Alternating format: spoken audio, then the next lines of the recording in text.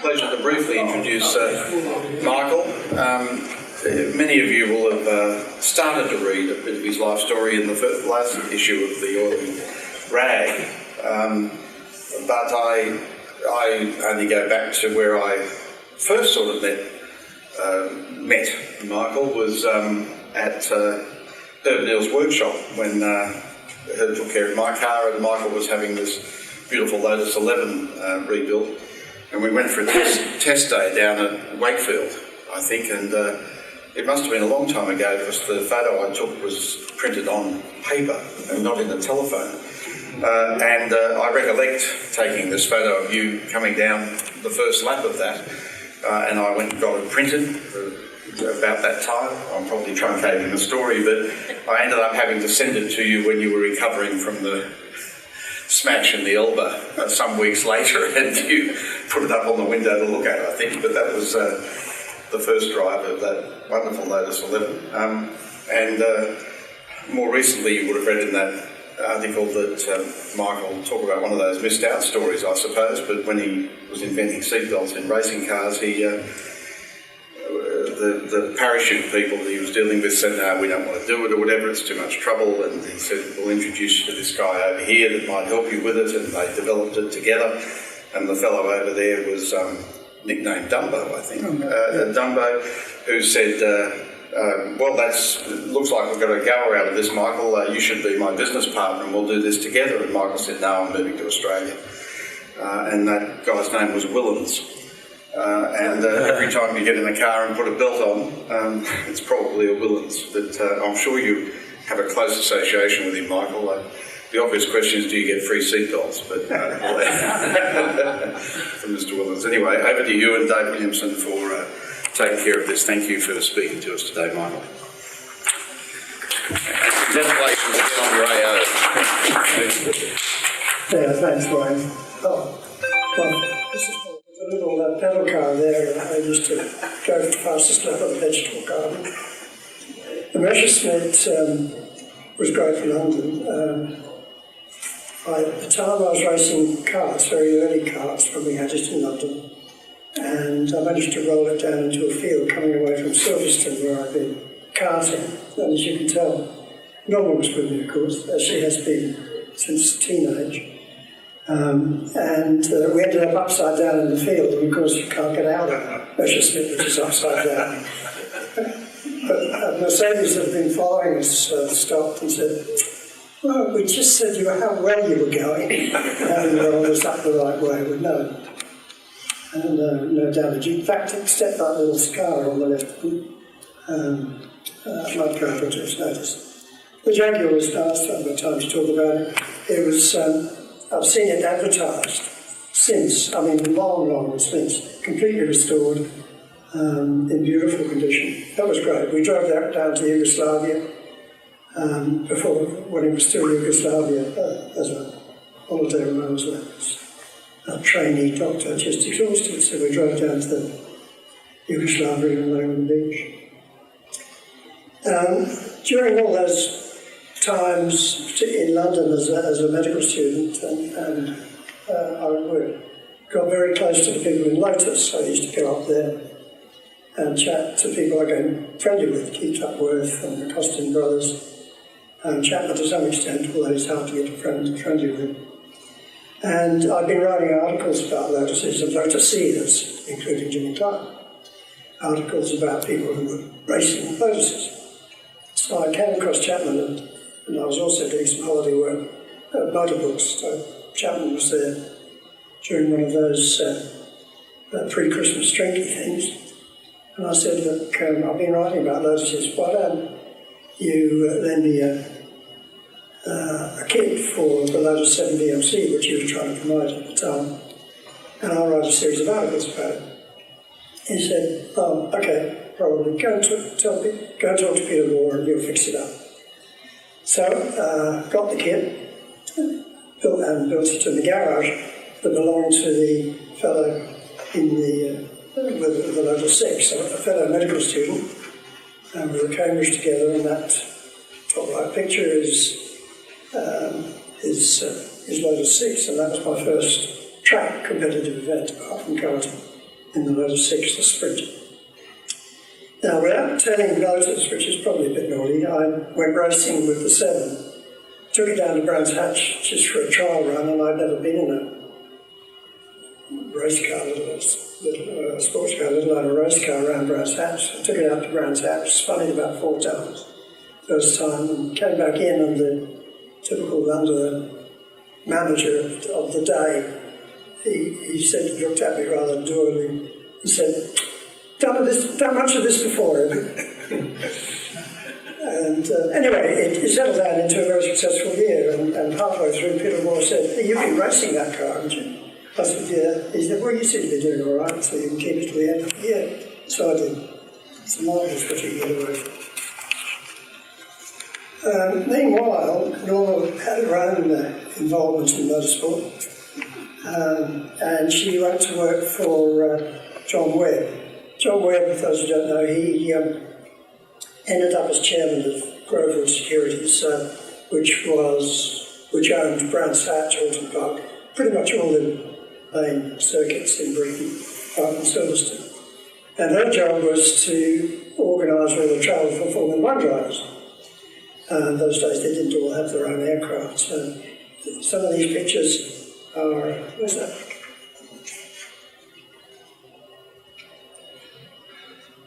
Can't you see? The top right picture there is Norma that was a seat. John Webb gave me a free seat on that particular trip, which was to Poe in this harem. That's Norma there shepherding the only drivers there were Jimmy Clark and Trevor Taylor. That's me sitting opposite Trevor Taylor. And the picture with her behind Jimmy there is the fueling stop at Tour. The meeting at Poe was the first Formula 1 race that Jimmy Clark won.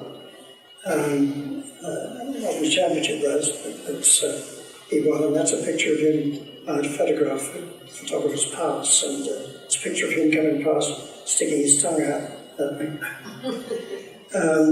Bottom right is a photograph. I have no idea who took. I wasn't on the flight, but Norma was a fairly popular hostie among the Formula 1 crew, as you can tell. That's John Surtees and Tommy Wisdom, well-known rally driver and race driver and journalist. To the right. So good times. When I qualified from medicine, I decided by that time that I wasn't really ever going to be a clinician. But I determined to use my medical training as a lever to do more interesting things. I was more interested in engineering than I was in medicine, but I came from a very strong medical family. So I joined the Air Force because I thought that would get me into flying, which I wanted to do. When we went off to Cyprus, which was great in itself because there was a lot of conflict there at the time, and did interesting things like going out on an ambulance in the morning to see how many of each other they'd tried to kill. At one time, well, I wasn't going to say this, but already too diverted, but one of those morning trips with my medical colleague who was in charge of the vehicle, and someone had put a bomb in the road, and so we drove up towards this bomb in the ambulance, and David, my colleague and lifetime friend, he got out, went round the back of a wall next to it. He said, "Take your bomb off the road, we want to get through."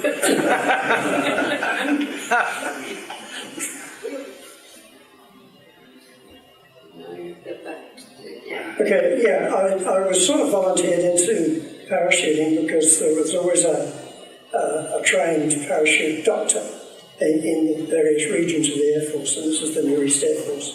So I became the medical officer of the Near East Air Force parachute rescue team. The picture of the parachutes there was my qualifying jump, which is why there's a picture of it. And when the parachute opened, it had this great rent in it.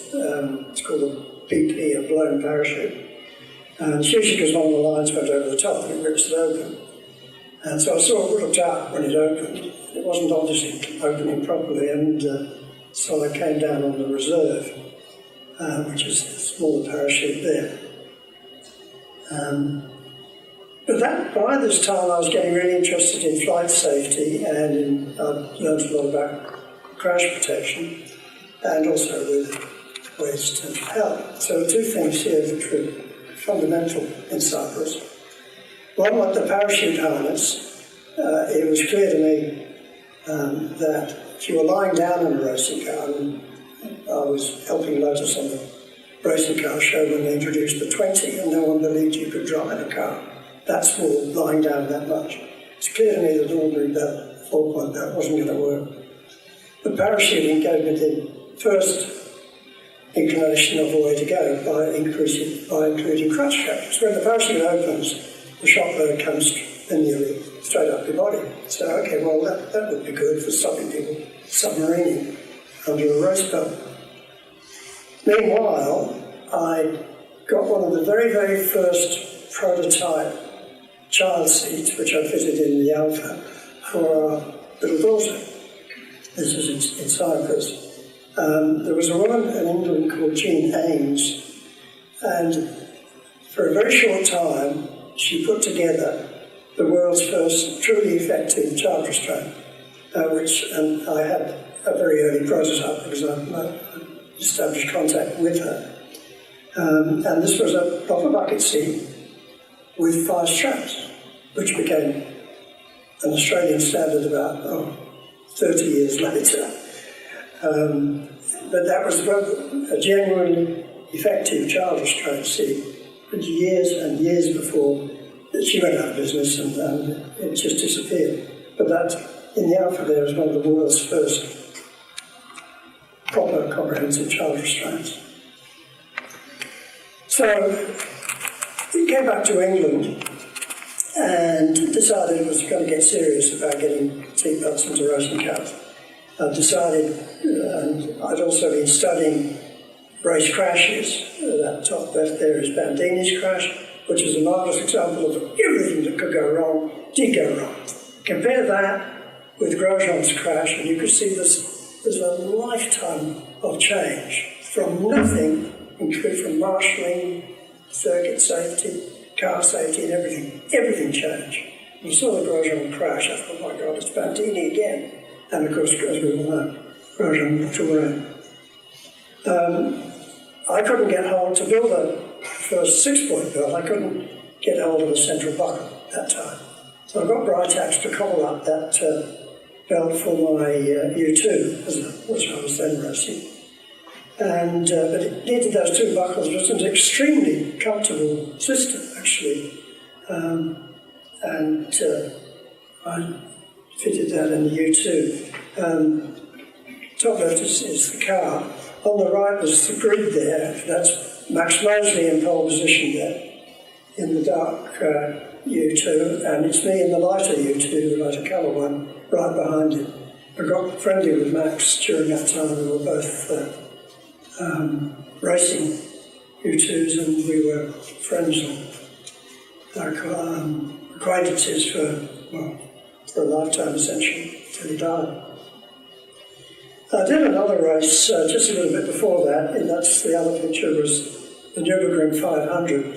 For that particular year, it was for up to 1 litre cars, and I was friendly with Nigel Morris, the heir to the Littlewoods fortune, who'd been racing in Lotus 11, and we were close in my Lotus 7.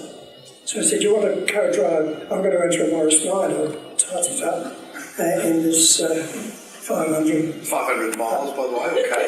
500k, did I say that? No, 500k, Nürburgring 500. Right. It's always been for GT cars. That year it was the middle of the oil crisis, or one of the crises, and it was for up to 1 litre cars.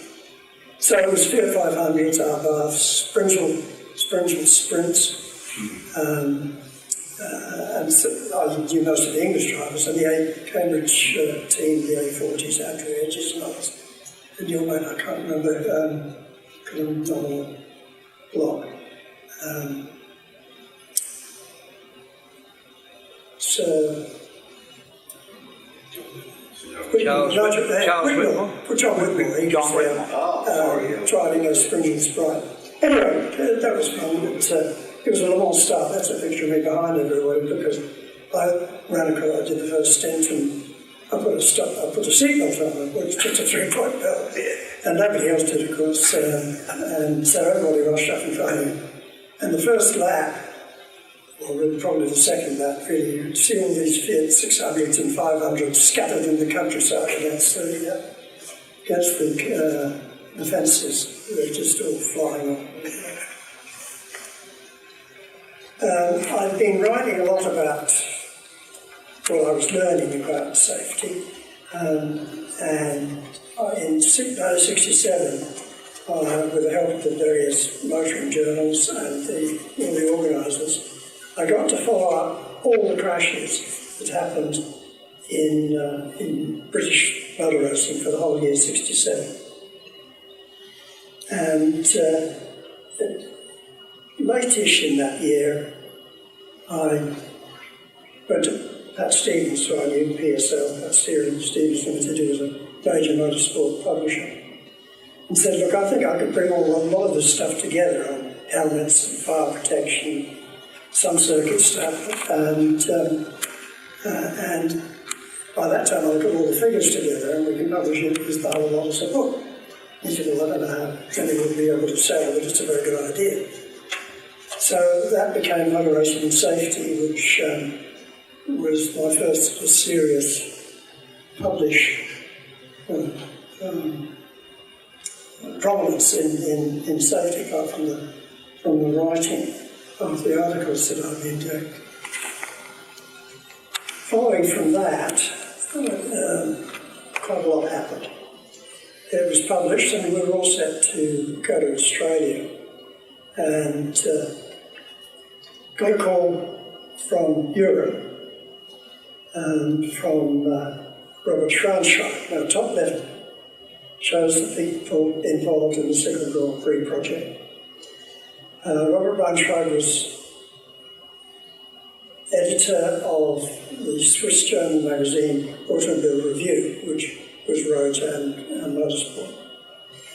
And he said he and Sergio Pininfarina had decided that he would build a concept Formula One car incorporating all that we knew that could be done about safety. None of it was being done at all.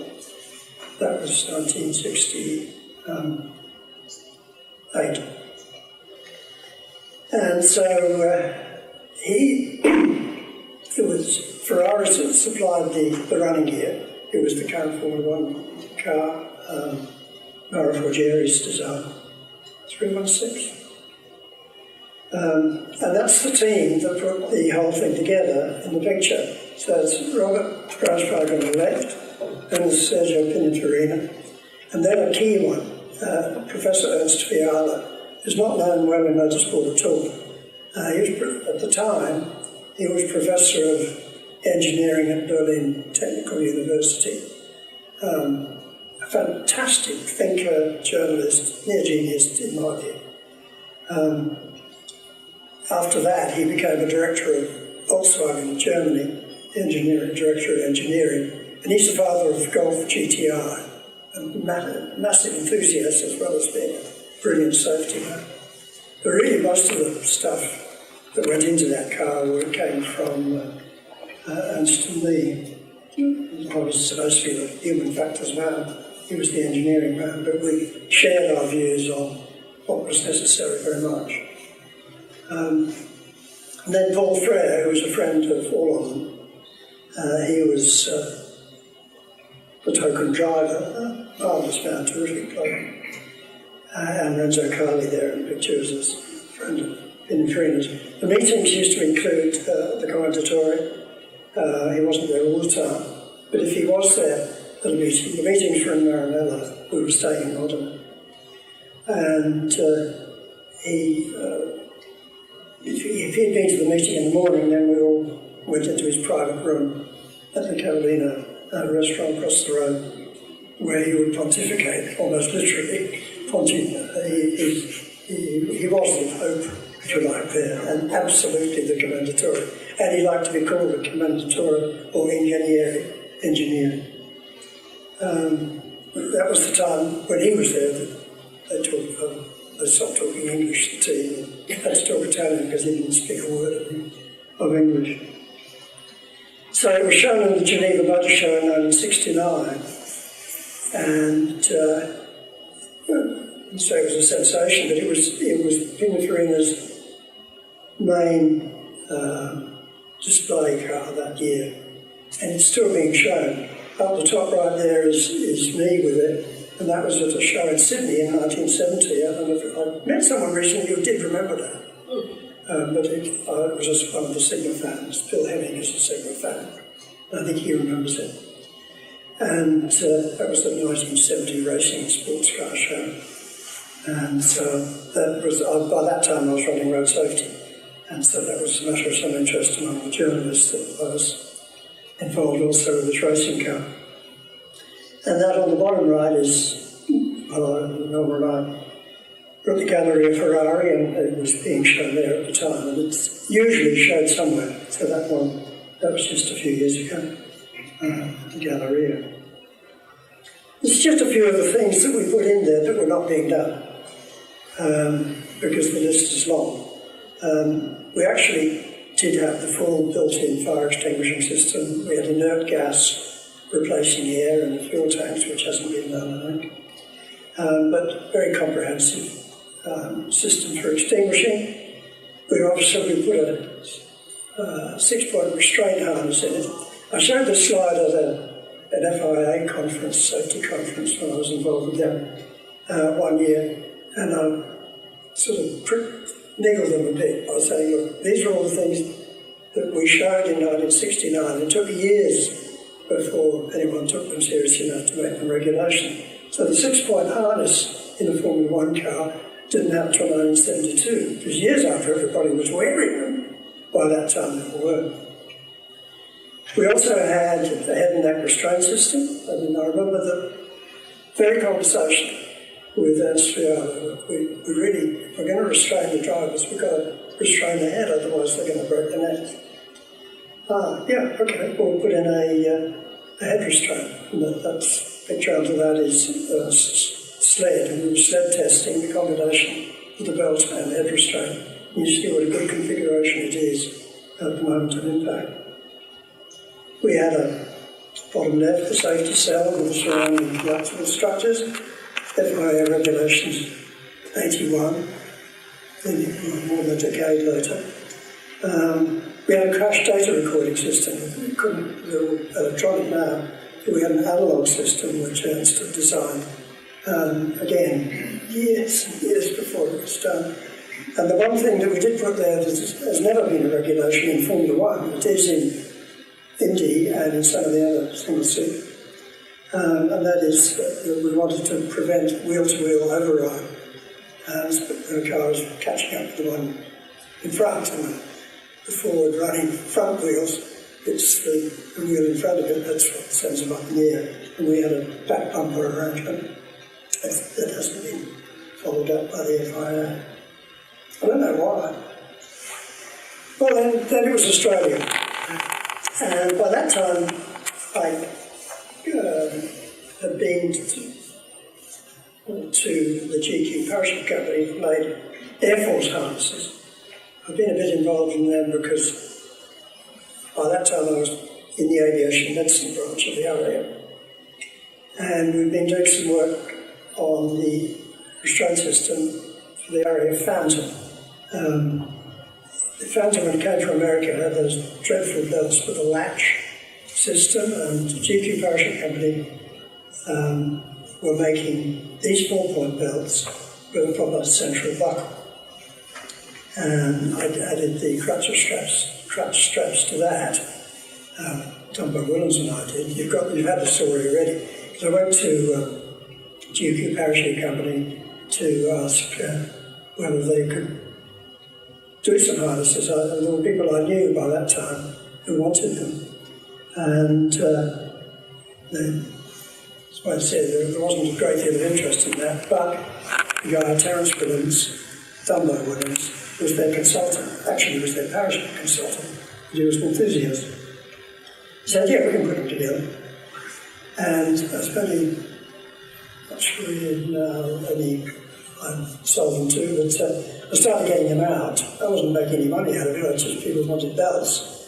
Then I'd get them out for them, and we modified the belts to include the crash straps, and that's me organising one for Freddie Gibson, obviously. You can still see there on his belt GQ, that was, in other words, pre-Williams. Got a good few belts out. I've still got my diary of the year we arrived, 1968, with all the list of people that I did belts for. I was hoping that Max would be here. Max Sprunghausen was one of them. And there's any others. But there were stacks of them that I provided belts for. And including Fred Gibson. And then, as they did in Formula One, the belts immediately proved their own worth, because people with the belts were surviving terrible crashes and people without the belts were still getting hurt. And that mess on the right is what remained of Neil Allen's McLaren after he crashed at Lakeside. I literally just got belts in the car for him. And I think he lost it. I didn't see the crash myself, but I heard a lot about it from Peter Malloy. That he went off kink at Lakeside, then cartwheel going up 10 metres into the sky, and completely demolished the car, except that fortunately the seat was more or less intact. Peter Malloy ran over there, he thought that Neil must be dead. Everybody did. And he was certainly wounded, he couldn't talk at the time. And then he started talking, and they undid the belt, and he walked out. And Neil became a tremendous proselytiser for the belts, as you can imagine. In fact, I think you wouldn't mind me saying this, but Neil is a religious man. And he's told me that he thought that God got me out to Australia to save his life. And because he was telling everybody that. And he was quite influential, like Jackie Stewart was in Formula One. I was racing the Elba by then, which I brought out from England with me. Great little car, but it's, at the time I had no spare money, and so I ran out of money in time. I was trying to build up a more important part of my life. Well, once again, when we got to Australia, I got another call and had a temporary job waiting to go to Melbourne to work for the Department of Civil Aviation, in their aviation medicine branch, whose boss actually was a road safety advocate. And while I was waiting for that, I got this call from the New South Wales Department of Motor Transport. Said they were going to set up a road safety research group. The rate of rise in road deaths was getting completely unacceptable. Something had to be done. And so they were going to look into it more and get a professional team together. Would I join it as the doctor? I said, yeah, sure, that'd be interesting. But after about a couple of months, they appointed me director of it. And we set up at its peak, we had 100 professionals, engineers, traffic engineers, psychologists, statisticians, and I usually had another doctor who the College of Surgeons had appointed us as a training course, acceptable training course for getting the fellowship of the College of Surgeons, because we were investigating crashes and injuries.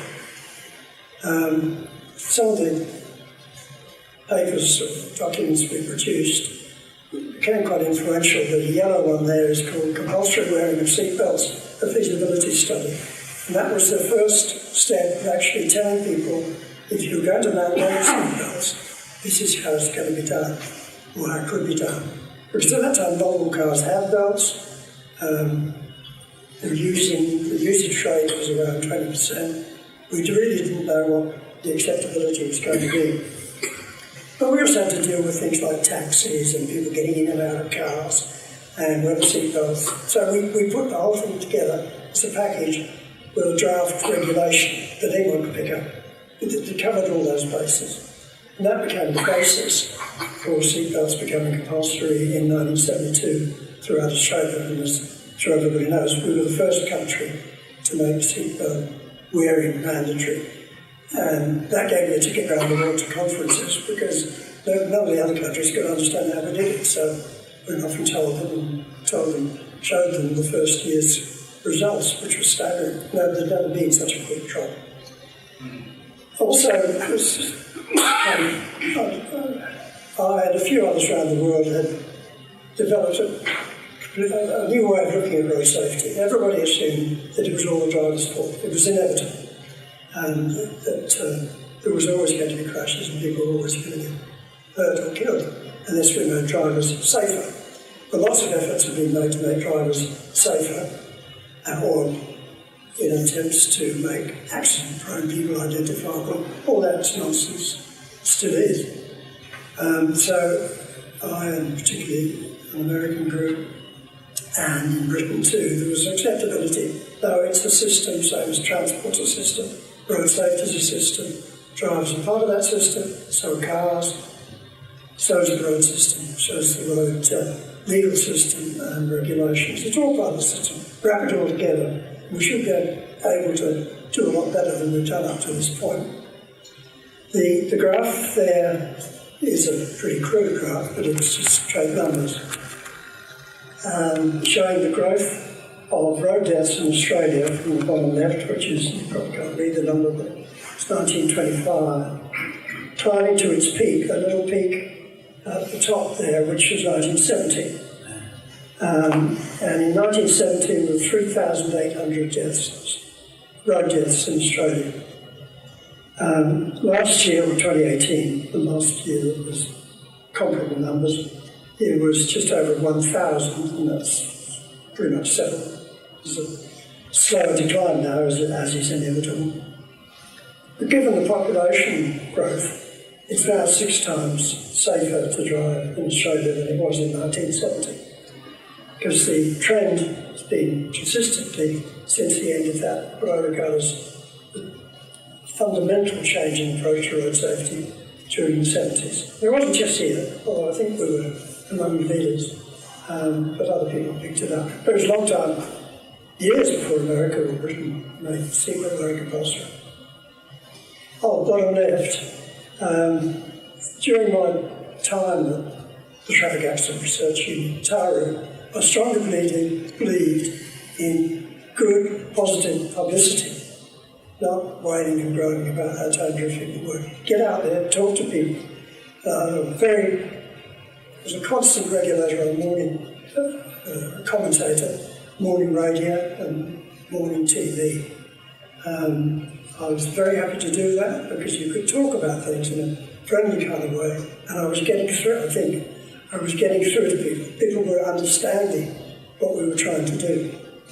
And this bottom left is a clip from a video, a clip from a Four Corners episode in 1970. John Pennington was the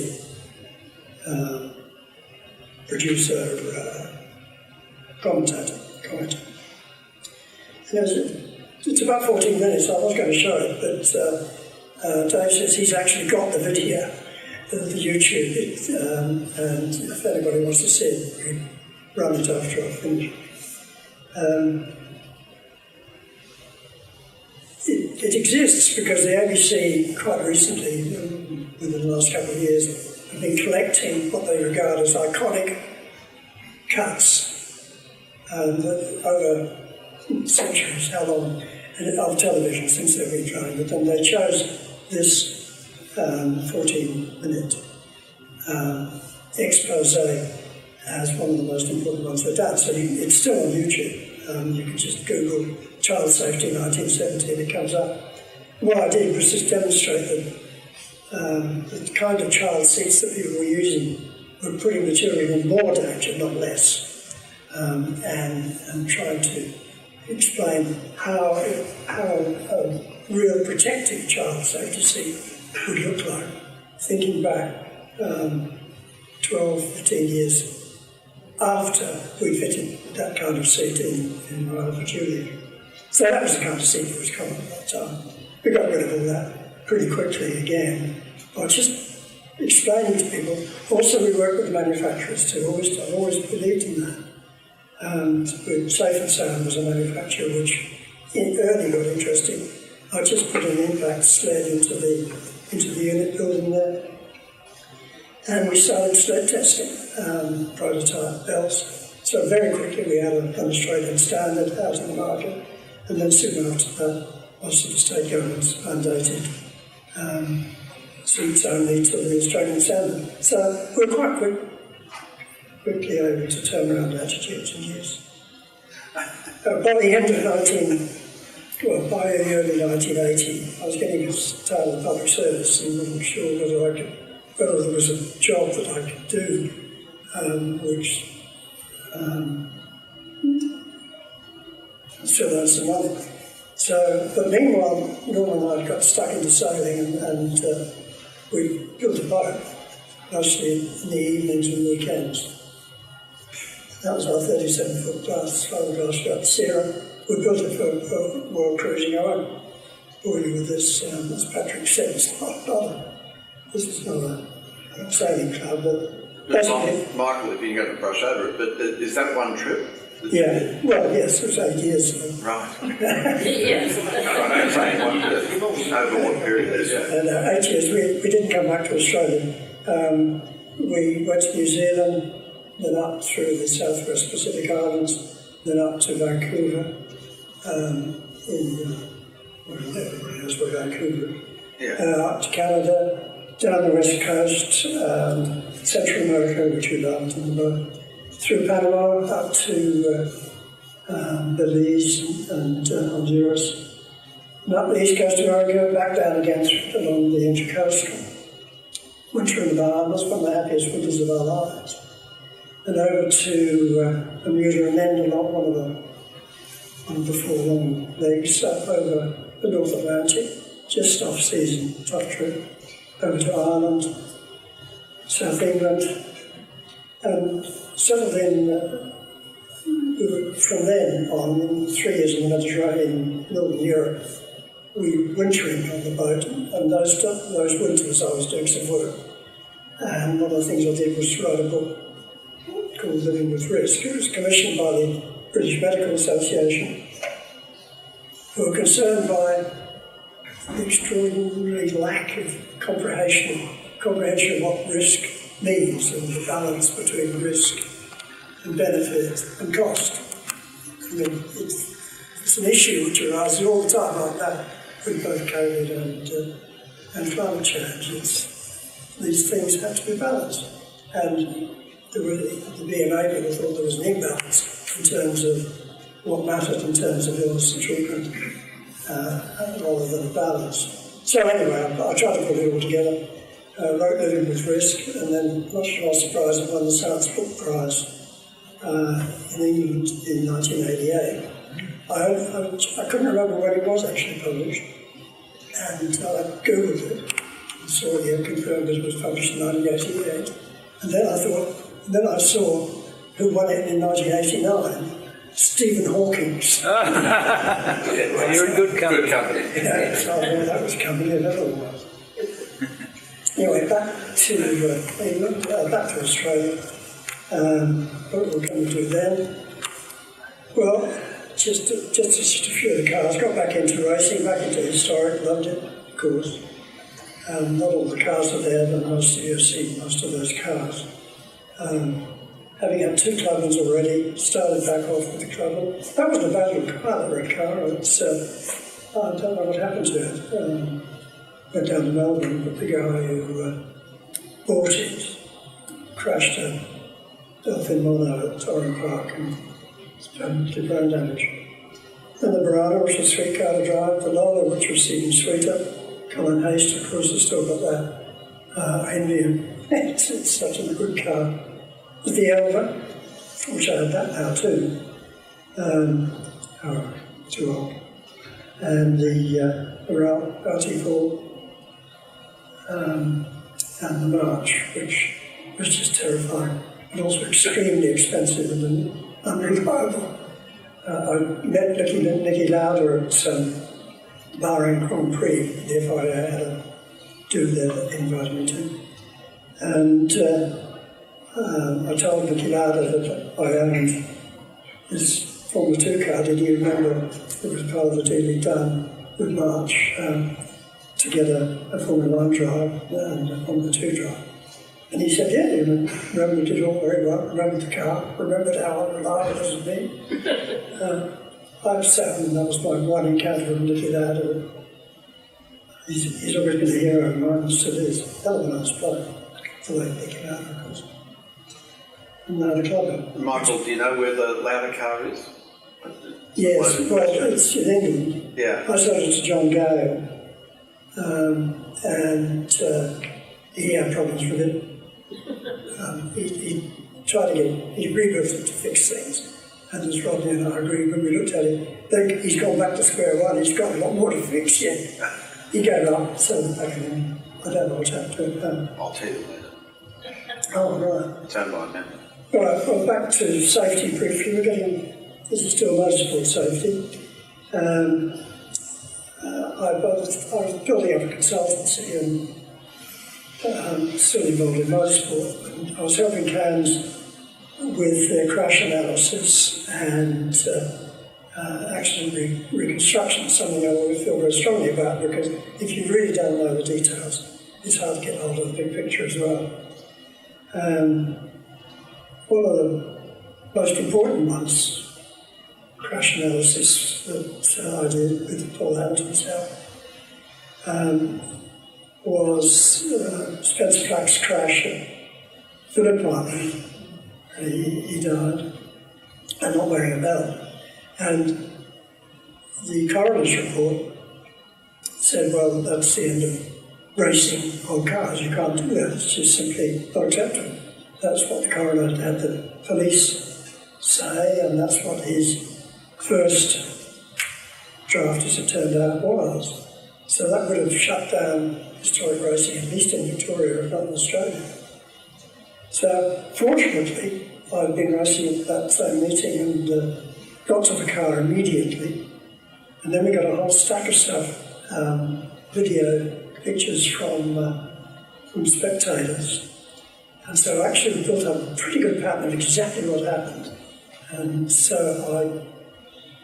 I told CAMS, I've written all this up, we ought to send it to the coroner, and before the coroner's report. And CAMS was very scared of those days, much more so than they are now. And they said, no, we can't interfere with the coroner. But then after his report came out, well, yeah, we'll have to interfere with the coroner. So they sent up my report, and he was pissed off because he knew me from my road safety work. And he was pissed off to get someone reasonably knowledgeable countering the coroner's report.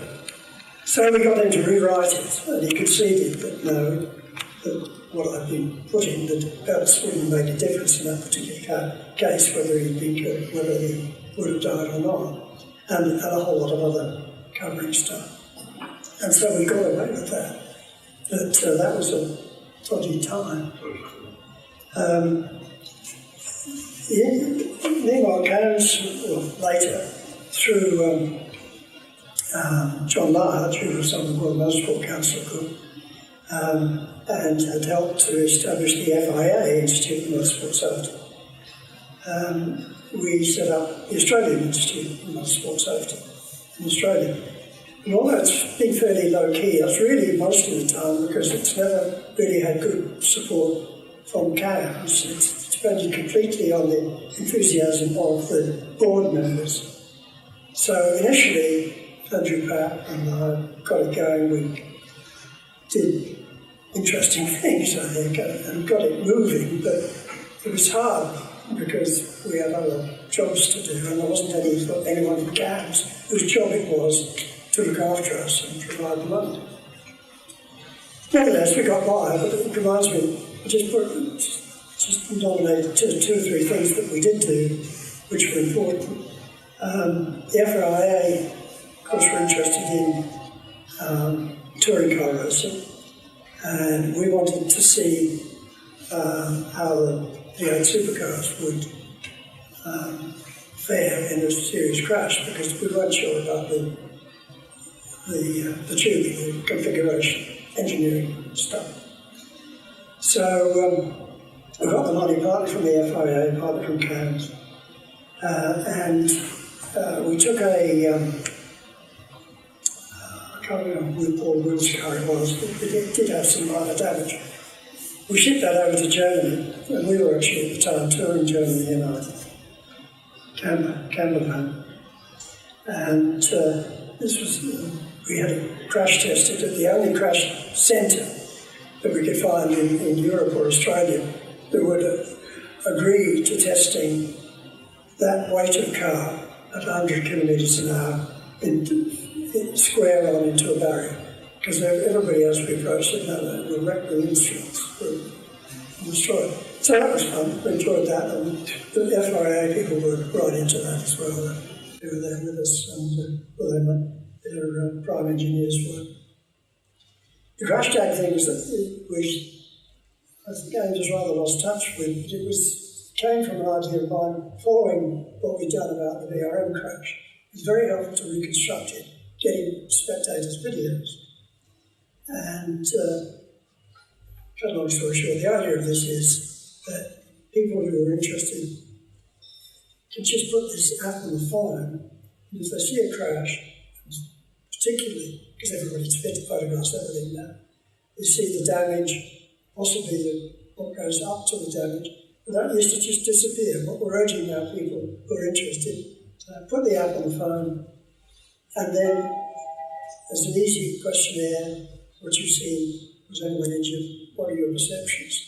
And then go in through the app, talk on confidential, and that will be, it's only just starting, very helpful, I think, for people who want to know actually what's happened. In fact, the triple fatalities in Tasmania, fortunately, have got films again, and actually work out what's happened. The other thing is, I'm sure what else it is. Yeah, that's right. For example, the FIA made me a fellow of the FIA Institute, so I went to all their conferences, and one of those more significant, the FIA Institute was set up by Ernie Eccleston after the Senna crash, and he put Sid Watkins in charge of the group, and that was the group that I joined, and that was inspirational because the people working with it were so brilliant, apart from the fact he was chaired by the inspirational Sid Watkins, who's just a man everybody loved and you couldn't not. But I do want to give a tick even in this little circle. Battery's running low. Oh, that's so much for the 4-hour I'm battery. nearly there, I've only got one. No, right. I think it's probably just Okay. well, there's only one more. Okay. So we'll One more. So much for the 4-hour batteries. Right. Well, it's a pity you can't see the graph, because that's something I did on my own behalf, and it was so spectacular a finding that I took it to one of the meetings. The meetings, top right is Peter Ryde, who is the intellectual engineering genius behind pretty much everything that's come into Formula One during that period. A lot of the work was done around him, but the ideas, he absolutely brilliant engineer. If you remember, one of the fathers of ground effect, worked it out with Colin Chapman, was Lotus designer for some years, became owner of Team Lotus for a while, wrote a book on Formula One technology, and another book about Ferrari, and just became a very good friend of mine, but he was really behind some of the stuff right up to the halo, which I never really liked. But I think everybody's got to see now that since it's been used, lives have been saved.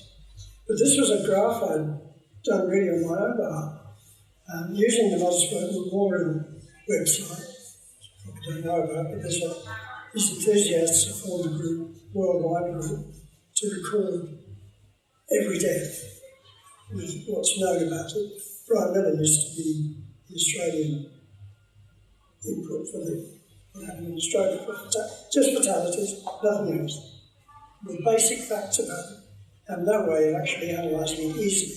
So it was to grind through every single one, hundreds of them. And I did it for a cover of last long period. And smoothing the data, I found all these climbing up from the early 90s, these are deaths each year, peaked in around the mid-2000s and then started to really reducing for all categories except rallies. And rallies were just climbing and climbing. And I showed this to Peter Wright there at a FIA meeting. And he said, I'll take that to Max, who by that, at that time was president of the FIA. So I took it up to Max and said, right, so rally safety is a top priority. And back here in Australia, we'd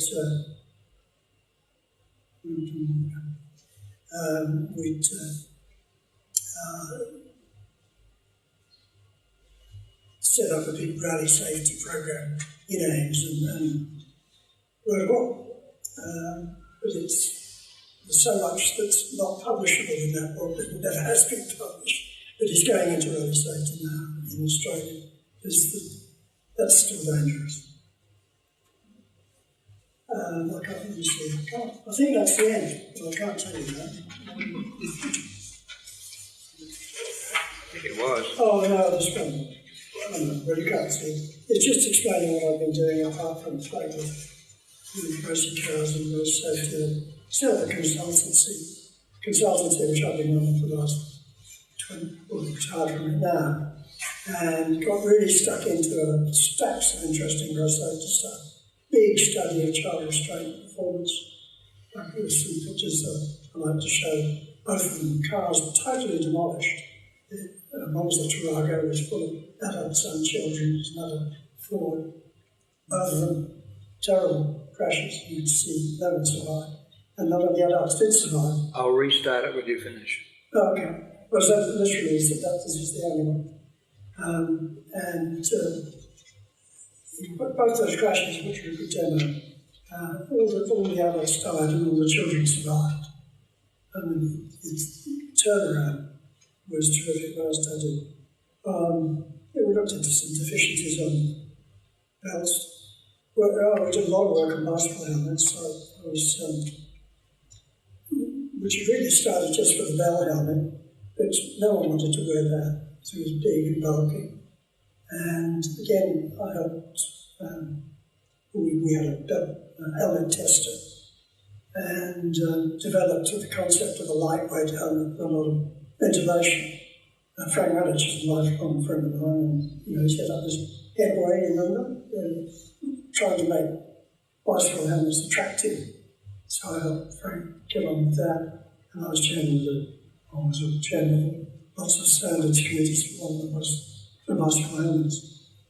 Rural road safety. People don't realise 2/3, or nearly 2/3 of deaths, road deaths in Australia are country roads and country towns. I mean, whatever you do in the cities doesn't make any kind of difference except generate money for the government. And that's not where the problems are. And where the problems are the hardest to solve, which makes them exciting. I ran an organised big conference on rural road safety. Rollovers was a good idea. Drug use, drug countermeasure. These are all projects which governments obviously around Australia and elsewhere say, this is something we want looked into. Can you do us a project on it? So that's what I did for 20 years until I got tired of working at all, just a few years ago. And then this award came out of left field completely, as far as I was concerned. the Officer of Australia, Order of Australia, which was just mind-boggling. I didn't really know how to respond to it. I had to look it up. Overdue. Yes, I had to look it up. Anyway, thanks for all that. And thanks for listening.